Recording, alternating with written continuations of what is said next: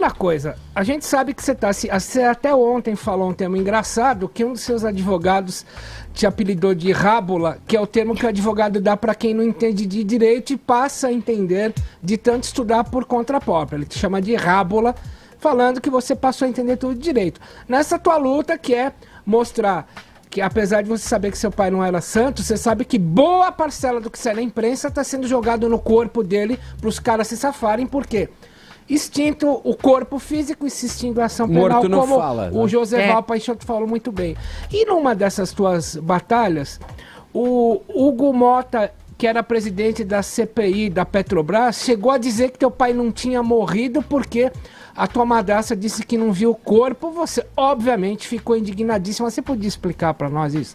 Fiquei. Na realidade, eu estava no trânsito e uma amiga minha me ligou e falou, você tá bem? Eu falei, tô bem. De dia, né? Tá bem mesmo? Eu falei, tá tudo bem, por quê? Ela falou, você não viu o jornal hoje? Eu falei, não. Ela falou, estão falando que seu pai tá vivo. Eu falei, como é que é? O presidente da CPI falou. Eu fiquei chocado, parei o carro para ler e eu não estava acreditando no que eu estava lendo. E atribuíram, o deputado, na verdade, né? Atribuiu essa possível desconfiança falando que veio da minha ex-madrasta. E virou uma confusão, né? Imagina, cidade pequena, aquele burburinho. Você imagina quem não tem relação. Meu pai estava separado, a gente até conversava e tal, mas a primeira coisa que a pessoa faz é ler aquilo e já vem com um monte de julgamento. Uhum. Mas eu fiquei muito indignada. Começou todo mundo me ligar, a imprensa, eu tendo que dar satisfação de uma coisa que para mim era uma bizarrice.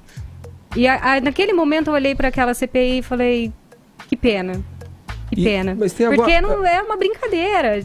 Iriam gastar um dinheiro, provocar uma coisa desnecessária para, com certeza, na minha opinião, mudar o foco do que realmente importava. Porque teu pai não teve caixão porque ele era muçulmano, enterrado de outra forma, não é? De outra forma. Então, o rito é diferente, né? Não enterra com caixão. Tem todo um ritual da religião, o corpo é lavado, envolvido numa túnica branca, depois ninguém pode... eles fazem as orações, então é feita a purificação, depois ninguém coloca a mão. E é enterrado sem caixão. E teve cobertura da imprensa local, inclusive. Como que... Foi fotografado, foi filmado.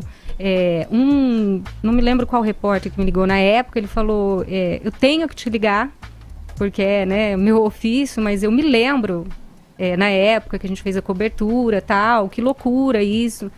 Falei, pois é, eu só queria o telefone desse deputado para tirar a satisfação com ele. Desabafei, assim. E a pessoa me passou uns telefones. Eu não aguentei. Aí falou o lado pessoal, família falou mais alto. Eu acabei ligando para ele para tirar a satisfação. E da tua entrevista também tem algo contra a possibilidade de exumação do corpo do teu pai, né? Em função dessa questão toda. Como é que você reagiu a isso? Eu achei absurdo. Eu falei, escuta, vocês não pegaram um prontuário no INCOR? Ou o INCOR não é uma instituição séria? Uhum. É difícil, porque eu passei todo o sofrimento. Meu pai, eu estava grávida de 9 meses, quando meu pai foi internado. E foi muito difícil. Porque eu fui, ganhei a minha filha, eu ia com os pontos de cesárea cuidar dele dentro do INCOR, até ele ir até o fim. Então é difícil você ver um deputado debochando, tá? Ele debocha o datador, entendeu? Por uma coisa que certamente ele queria mudar o foco.